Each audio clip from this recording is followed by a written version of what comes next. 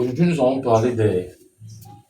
Je vais parler avec vous des, des choses dont l'Esprit de Dieu est venu convaincre le monde. L'Esprit de Dieu est partout, il est là. Mais il a une mission. Il a une mission. Et il est venu convaincre le monde de certaines choses. Au départ, j'ai voulu faire un seul enseignement. Et pendant que je préparais ce texte, je préparais ces choses, le Seigneur m'a fait comprendre que ça allait devenir une série. Donc, nous allons prendre Jean chapitre 16 du verset 7 au verset 11. Jean chapitre 16 du verset 7 au verset 11. Là, il est écrit: mais moi, je vous dis la vérité. Il vous est avantageux que je m'en aille. Car si je ne m'en vais pas, le consolateur ne viendra pas à vous. Mais si je m'en vais, je vous l'enverrai. Et quand il sera venu, il convaincra le monde de péché, de justice et de jugement. Au sujet du péché, en effet, parce qu'il ne croit pas en moi. Au sujet de la justice, parce que je m'en vais au Père. Et au sujet de la justice, disais-je, parce que je m'en vais au Père et que vous ne me verrez plus. Au sujet du jugement, parce que le chef de ce monde est jugé. Donc, comme je disais, nous allons parler de trois choses dont l'Esprit est venu convaincre le monde. Je vais plus m'appesantir aujourd'hui pour cette série sur la première chose. Il a dit, il vous convaincra, l'Esprit de Dieu, quand il viendra, le Saint-Esprit, il vous convaincra du péché, de la justice et du jugement. Aujourd'hui, nous allons nous appesantir sur le péché. Okay. Pour commencer, c'est vrai, on en a déjà parlé, j'en ai déjà parlé dans beaucoup de séries d'enseignement, particulièrement dans la série intitulée Les mystères cachés du Christ. Mais je vais, comme la série demande de parler de ça, on va mettre un doigt un peu plus profond sur la chose. On va mettre le doigt en profondeur. Donc, la première chose, et ce qui va être le sujet de notre enseignement d'aujourd'hui, c'est le péché. Le Saint-Esprit est venu convaincre du péché. Je vais revenir sur la définition du péché, c'est très important. C'est une condition mentale. Le péché est une condition mentale qui gouverne les pensées, émotions, les actes et qui s'oppose à la loi.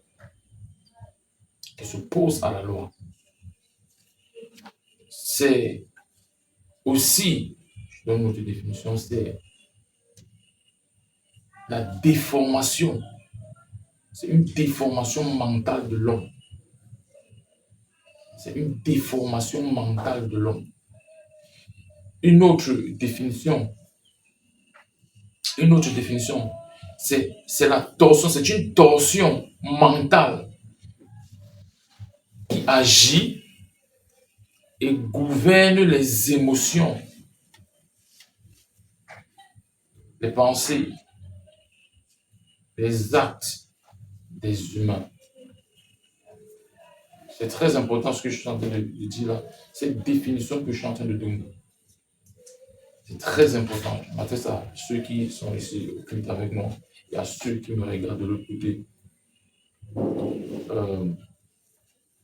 Une déformation mentale de l'homme.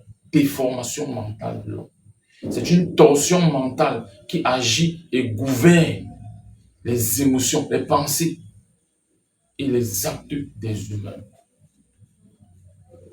C'est encore, je donne une autre définition, c'est aussi une condition qui maintient l'être humain désorienté, tordu. Ça maintient l'homme désorienté, tordu, pour lui donner une perception fausse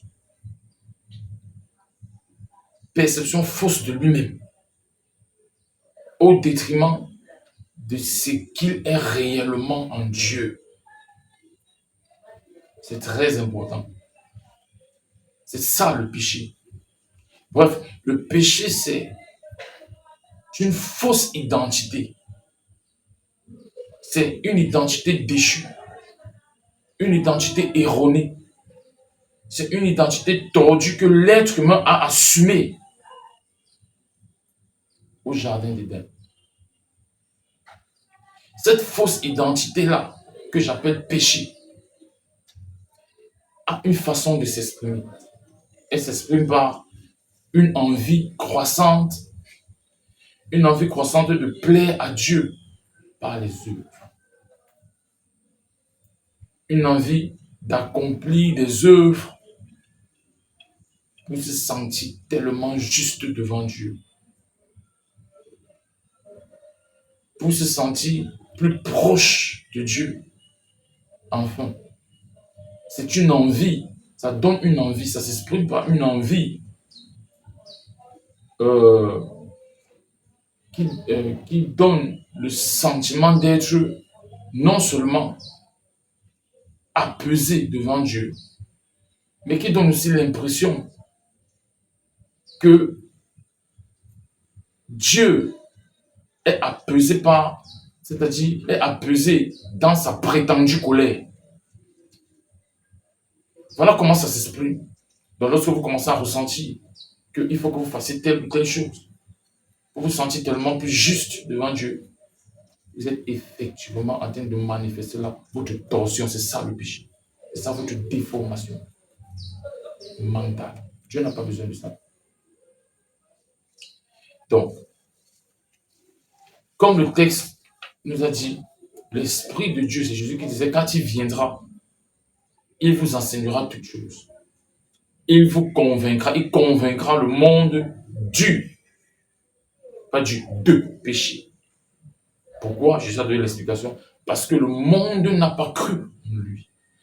Je veux que vous compreniez que Jésus-Christ parle d'une réalité qui va venir, qui va se manifester après sa mort et sa résurrection. Et le mot monde parle du cosmos. Ça parle des êtres humains sur la terre. Tout le monde. Tout le monde. Il y a les hommes qui n'ont pas cru en lui pendant qu'il vivait sur la terre. Il y a les hommes qui ne croiront pas en lui plus tard. Après sa mort et sa résurrection. Donc, au sujet du péché, de quoi est-ce que Jésus-Christ parlait réellement? De quoi est-ce que Jésus-Christ parlait?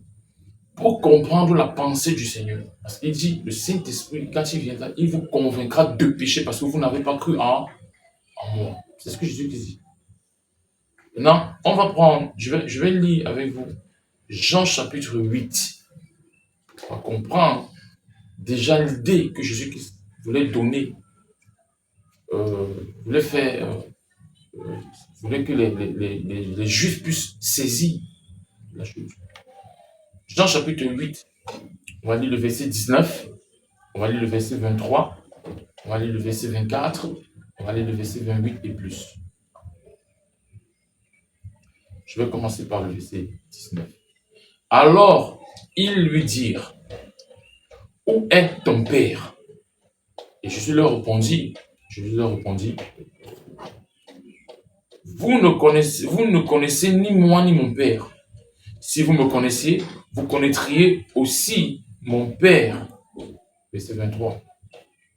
Vous êtes d'en bas, moi je suis d'en haut. Vous êtes d'en bas, mais moi je suis d'en haut.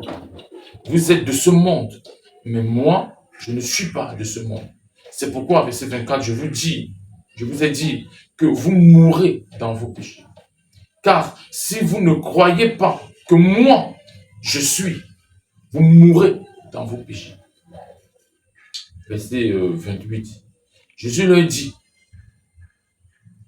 dit donc, quand vous aurez élevé le Fils d'humain, vous connaîtrez alors que je suis et que je ne fais rien de moi-même, mais que je dis ces choses selon ce que mon Père m'a enseigné. Jésus parle. Verset 29. Et celui qui m'a envoyé est avec moi. Le Père ne m'a pas laissé seul, parce que je fais toujours les choses qui lui plaisent. Verset 30. Comme il disait ces choses, beaucoup crurent en lui. Et Jésus dit donc aux Juifs qui avaient cru en lui, si vous demeurez dans ma parole, vous serez vraiment mes disciples. Et vous connaîtrez la vérité, et la vérité vous affranchira. La vérité vous rendra libre. Verset 33. Il lui répondit, nous sommes de la postérité d'Abraham et nous n'avons jamais été esclaves et de personne. Comment donc dis-tu, vous deviendrez libres? Verset 34. Jésus leur répondit, Amen, amen, je vous dis. Quiconque, amen, amen, je vous dis que quiconque pratique le péché est esclave du péché. Regardez ça. Quiconque pratique le péché, il s'agit de ce que tu fais, des actes. Celui-là est esclave du péché. Le péché ici, dont Jésus parle, n'est plus les actes, mais ce que je disais au préalable, la définition que je donnais au préalable. Dans la chose, ou le péché dont je donnais la définition au préalable. Donc, il parle de deux réalités. Verset 35. Or, l'esclave ne demeure pas toujours dans la maison. Le Fils, il demeure pour l'éternité. C'est dont le Fils vous a franchi. C'est dont le Fils vous a franchi. Vous serez vraiment libre. Voilà. Bon, avec ce que je viens de lire, vous devez déjà commencer à comprendre l'idée que Jésus-Christ veut communiquer. La question c'est, est-ce que Jésus-Christ a alors affranchi les humains du péché? C'est la question que je vais poser. Est-ce que Jésus-Christ l'a donc fait? Jésus-Christ parlait, il a dit aux Juifs que si vous connaissez ça, si vous reconnaissez, vous m'élevez, vous connaîtrez que je suis. Et moi, je vais vous affranchir. Est-ce que Jésus-Christ l'a donc fait? La Bible va nous répondre. Galates chapitre 1, verset 3 à 4. Galates chapitre 1, verset 3 à 4 va nous répondre. À vous, grâce et paix de la part de Dieu et Père de notre Seigneur Jésus-Christ, qui s'est donné lui-même pour nos péchés afin de nous arracher du présent âge mauvais selon la volonté de notre Dieu et Père. C'est clair. Il s'est donné pour nos péchés. Ça veut dire que Jésus est venu ôter le péché du monde. Galates chapitre, je disais tantôt, Galates chapitre 1, verset 3 à 4. Galates chapitre 1, verset 3 à 4. Très important. Jésus-Christ s'est donné lui-même pour nos péchés afin de nous arracher de ce présent, du présent âge mauvais selon la volonté de notre Dieu le Père. Là où il dit le présent âge mauvais. De quoi est-ce qu'il parle? Il parle de l'âge de la loi. Christ nous a arrachés, il nous a ôtés de la loi, de l'influence de la loi, du système de la loi, parce que le système de la loi est celui qui apporte, qui donne le péché, qui rend conscient du péché. Donc, lorsque vous ne comprenez pas certains termes, lorsque vous ne comprenez pas certaines notions, et que vous les prenez littéralement, il est fort probable que vous vous mettiez au champ. Donc, en plus de ce verset, le Galates chapitre 1, verset 3 et 4 que je suis en train de lire, Jean-Baptiste dit quelque chose. Dans Jean chapitre 1, verset 29. Jean chapitre 1, verset 29, Jean-Baptiste dit ceci. Voici l'agneau de Dieu qui ôte le péché du monde. Ces versets que je suis en train de donner sont simplement, je les donne simplement pour essayer de répondre. Plutôt que de dire simplement oui, pour essayer de répondre à la question, est-ce que Christ a donc affranchi le monde? Est-ce que le Seigneur a donc affranchi le monde? Donc si je dis oui, ça sera peut-être péremptoire, mais c'est bon que la Bible réponde. Et c'est ce que je suis en train de faire.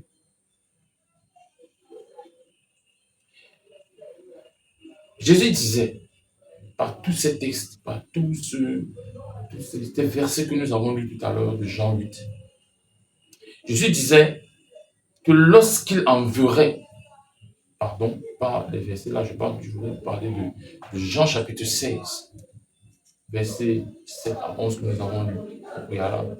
Jésus voulait faire comprendre quelque chose. Jésus voulait dire que lorsqu'il enverrait le Saint-Esprit après sa résurrection, et donc après qu'il soit retourné au Père, le Saint-Esprit allait convaincre le monde que Jésus-Christ a affranchi le monde du péché par sa mort.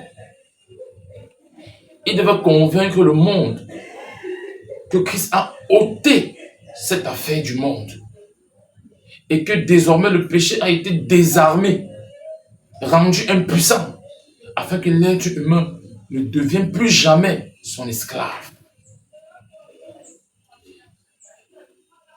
Et le simple fait de ne pas croire que Jésus-Christ l'avait fait maintient encore les humains dans le péché. Quoique le Seigneur l'ait ôté, ça maintient les humains dans le péché, dans la conscience du péché, dans l'emprisonnement. Mais vous allez mieux comprendre tout à l'heure. Voici ce que Paul dit, apôtre, dans Romains chapitre 6, à partir du verset 6. Romains chapitre 6, à partir du verset 6.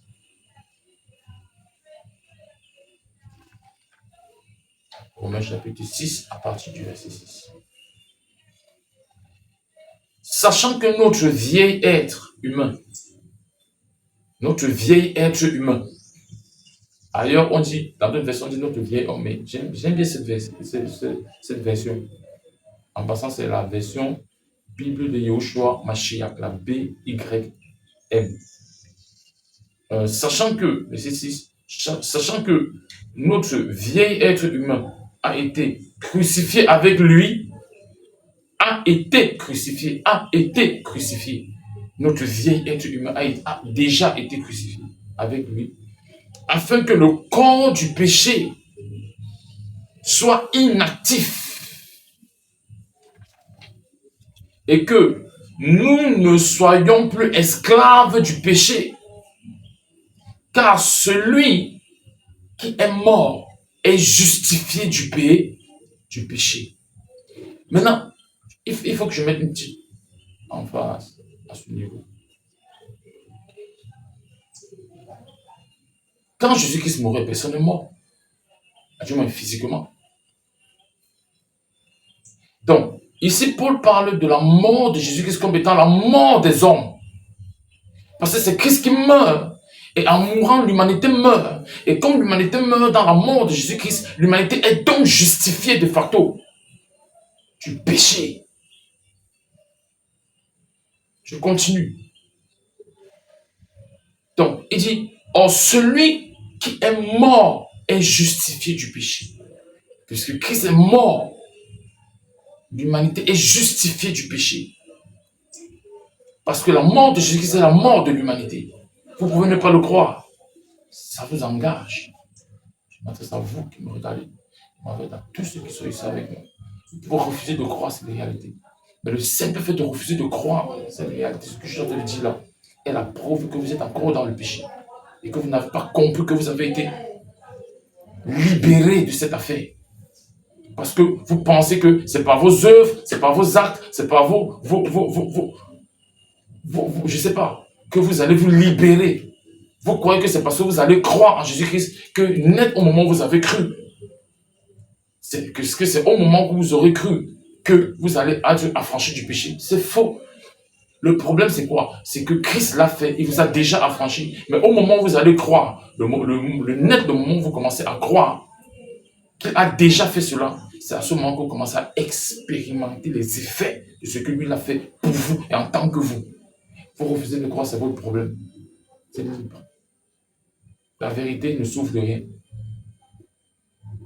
Verset 8. Or, si nous sommes morts avec Christ, si nous sommes morts, et le si là, ceci n'est pas un si conditionnel. Parce que si vous lisez la construction de Paul, apôtre Paul depuis le premier verset, vous voyez que le si devient un si conséquent, c'est une conséquence. Et si vous voyez aussi, cette conséquence est encore appuyée par le fait que Christ est déjà mort. Donc, comment vous pouvez mourir alors que Christ est déjà mort? Donc, vous comprenez que là, il s'agit d'un si conséquent ou un si de conséquence et non un si de condition. Donc, quand il dit « oh si », c'est-à-dire « puisque ». Or, puisque nous sommes morts avec Christ, nous croyons que nous vivrons aussi avec lui. C'est une mauvaise version. Ce n'est pas nous vivrons, c'est que nous croyons que nous vivons avec lui. Puisque Christ est ressuscité, s'il est mort, nous sommes morts. Et s'il est ressuscité, forcément, nous sommes ressuscités. Donc, comment est-ce que Christ meurt, nous mourrons avec lui, lui il ressuscite, et nous commençons à prévoir que nous allons vivre un jour. Ça n'a aucun sens. Donc, c'est une mauvaise version. En fait, il y a un problème de temps. Le temps verbal. Donc, si nous sommes morts avec le Christ, puisque nous sommes morts avec le Christ, nous croyons que nous vivons aussi avec lui. Verset 9. Sachant que Christ ressuscité des morts ne meurt plus. La mort n'a plus de domination sur lui. Verset 10. Car il est mort et c'est à cause du péché qu'il est mort une fois pour toutes. Mais en vivant, donc il vit, en vivant maintenant, il vit pour Dieu, pour le Père. De même, vous aussi, estimez-vous être vraiment mort au péché. Il faut comprendre quelque chose. Christ l'a déjà fait. Mais là, nous sommes en train de parler du fait de ne plus expérimenter la puissance du péché parce que Christ l'a rendu inefficace, inactif. Il a rendu cette puissance inactive, il a rendu le péché inactif, il a rendu impuissant. Donc, qu'est-ce qu'il dit donc? Il dit, oui, Christ a rendu impuissant. Il a rendu le péché impuissant. Mais tant que vous ne vous estimez pas vous-même mort dans la mort de Jésus-Christ, le péché va continuer à avoir une prédominance sur vous, quoique étant rendu impuissant. C'est ce que Paul est en train de dire. Verset 11. De même, vous aussi, estimez-vous être vraiment mort au péché, mais vivant pour Dieu en Jésus-Christ, notre Seigneur. Normal, Christ est ressuscité, il vit pour son Père. Nous sommes ressuscités en lui, nous vivons aussi pour le Père. Il ne s'agit pas des croyants, il s'agit du monde. L'œuvre du Seigneur a atteint le monde entier. Christ n'a pas sectarisé son œuvre, il n'a pas sectarisé son œuvre, il n'a pas sectarisé sa personne. Il n'appartient pas à un groupe de personnes. Il appartient au monde. Verset 12. Que le péché, regardez la conséquence, Que le péché ne règne donc plus dans votre corps mortel pour lui obéir dans ses désirs. Je sais qui ça dit. Souvenez-vous, dans Jean 8 que nous avons lu tout à l'heure, ceux qui pratiquent le péché sont esclaves du péché. Ceux qui pratiquent, qui font des œuvres attachées à la torsion, des œuvres qui sont la conséquence de cette déformation mentale que l'être humain a assumée depuis Adam, ceux qui pratiquent des choses qui découlent de ça, sont encore esclaves de cette condition. C'est ça qu'il appelait péché, de cette déformation-là. Or, Paul ici là est en train de nous faire comprendre quelque chose. Que cette déformation, cette torsion, cette fausse identité a des désirs en l'homme. Cette fausse identité a des désirs en l'homme.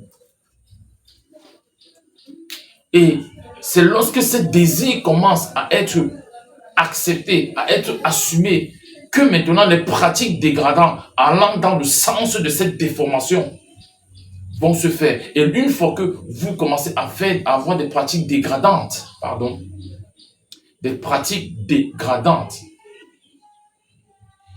dès que vous commencez à avoir ces pratiques, c'est la preuve que vous êtes donc esclave de ces conditions. C'est ce que Paul est en train de dire. Parce qu'il y a des pratiques dégradantes. Les pratiques dégradantes sont la conséquence de la condition de cette déformation. Et il dit donc, estimez-vous, il dit que le péché ne règne donc plus dans vos membres, dans votre corps mortel, pour lui obéir dans ses membres. Et n'offrez pas vos membres au péché pour être des armes de l'injustice, mais offrez-vous vous-même à Dieu comme des morts, étant devenus vivants, et offrez vos membres à Dieu pour être des armes de justice. C'est un verset que beaucoup de personnes utilisent pour influencer, pour faire peur aux gens, pour leur faire croire que Dieu ici, Paul ici, est en train de leur demander de faire des efforts pour quitter le péché. Parce qu'on a décontextualisé le verset. Paul n'est pas en train de dire de faire les efforts pour quitter le péché. Ce n'est pas ce que Paul dit. Paul n'est pas en train de dire qu'il faut lutter, il faut accomplir. Le simple fait de faire les efforts pour quitter le péché est la preuve que vous êtes esclave du péché. C'est ça le point, c'est ce que vous devez comprendre. Et c'est ce que le Saint-Esprit vient convaincre le monde. C'est ce dont le Saint-Esprit vient convaincre le monde. Donc, là où il dit, ne donnez pas vos membres, ne faites pas de vos membres des membres de l'injustice. Mais offrez plutôt vos membres. Donc, voyez-vous plutôt comme morts, afin d'offrir vos membres comme des membres de justice. De quoi est-ce que Paul parle? Je ne vais pas faire un commentaire sur le verset qui suit, qui va nous dire. Verset 14. Car le péché n'aura pas de domination sur vous, parce que vous n'êtes plus sous la loi, mais sous la grâce. Ce verset dit tout. Pourquoi? Le péché, la loi, excite le péché.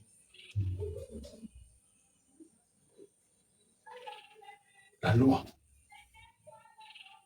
excite le péché. Pour résumer tout ce texte, c'est comme si Paul disait que Jésus-Christ est mort pour nos péchés. C'est vrai. Il nous a affranchis du péché. C'est vrai. Et il a rendu le péché inefficace, impuissant en nous. C'est vrai. Pourquoi? Parce que Jésus-Christ, euh, parce que la crucifixion de Jésus-Christ était notre crucifixion. C'est vrai, nous l'avons dit. Sauf que Paul continue, toujours dans ce résumé, il dit, nous devons maintenant, chaque fois, nous considérer comme morts avec le Christ, afin que le péché qui a été rendu impuissant, jadis impuissant, ne nous domine plus. Parce que le péché peut vous dominer. C'est ça la vérité. Le péché peut encore vous dominer. Le péché peut encore vous dominer. Mais si vous vous voyez comme mort au péché, le péché ne va plus jamais vous dominer. Cette déformation, cette malformation, cette déchéance mentale qui gouverne les membres n'aura plus jamais. Et le problème c'est comment? Comment? Pour ce faire, pour que cette chose-là n'ait plus de domination sur vous, Paul continue toujours dans Romains 6 que nous sommes en train de lire, je fais le résumé, j'essaie de décrypter. Pour que ça se fasse, il ne faut pas marcher selon la loi. Parce que la loi va exciter le péché. La loi va exciter le péché en vous. Et vous redeviendrez esclave.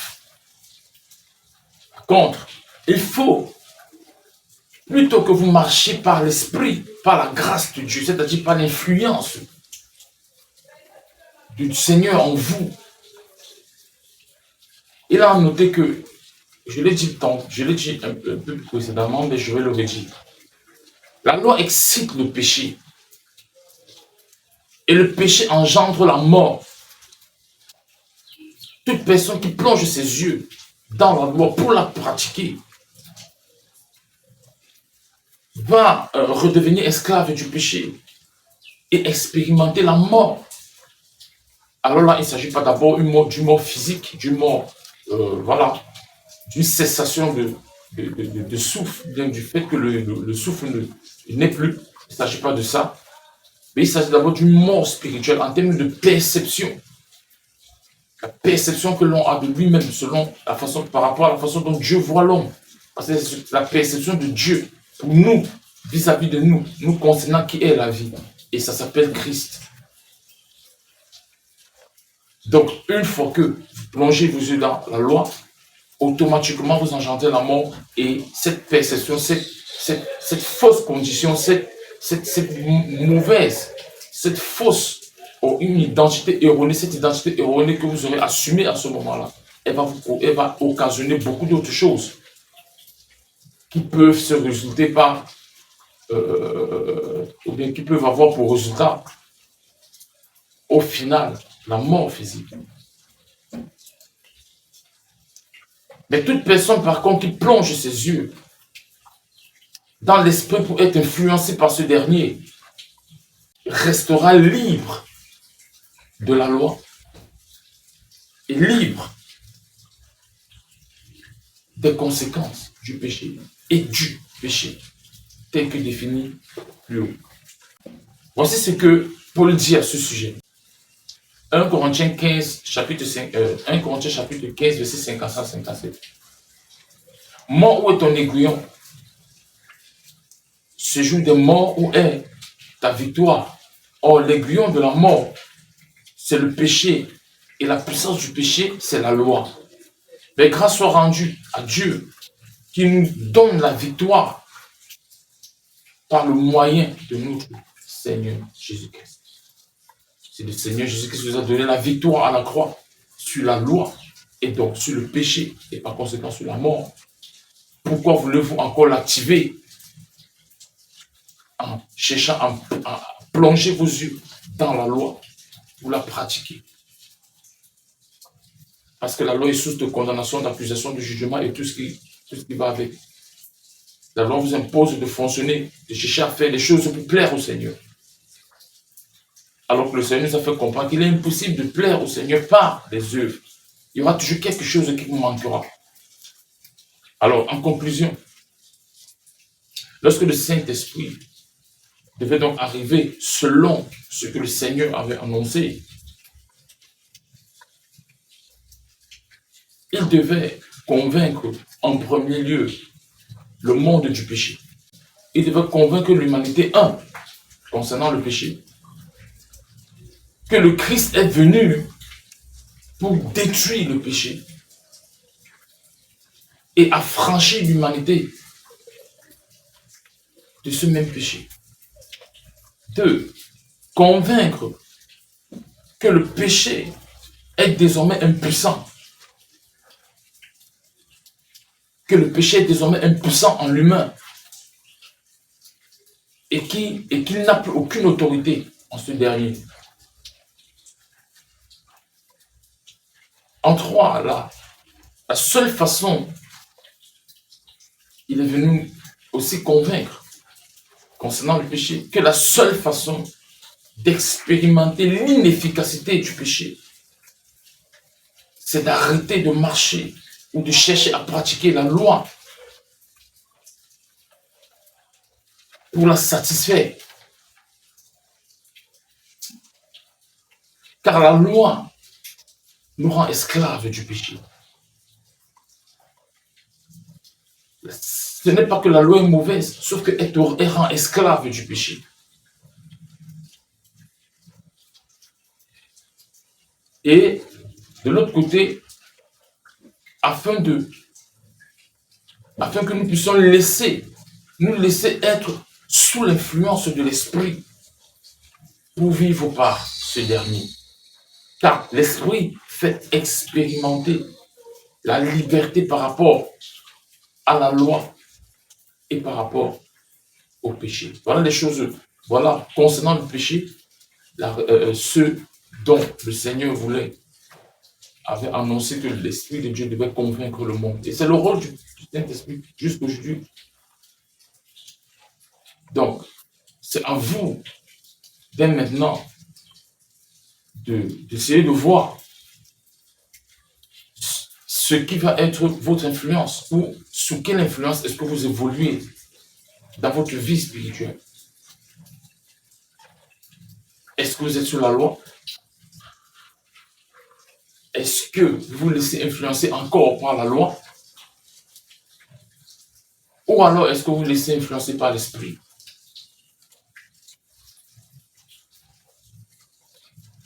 Ça, ou ceci, c'est une introspection que vous devez faire vous-même. Et n'oubliez pas que Paul a dit dans Galates,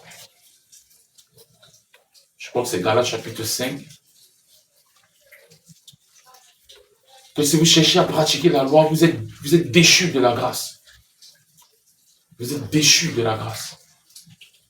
Vous êtes déchus de l'influence de Dieu en vous. De la puissance de Dieu opérante en vous. Par son influence. N'oubliez pas ces choses. Vous êtes bénis. Amen.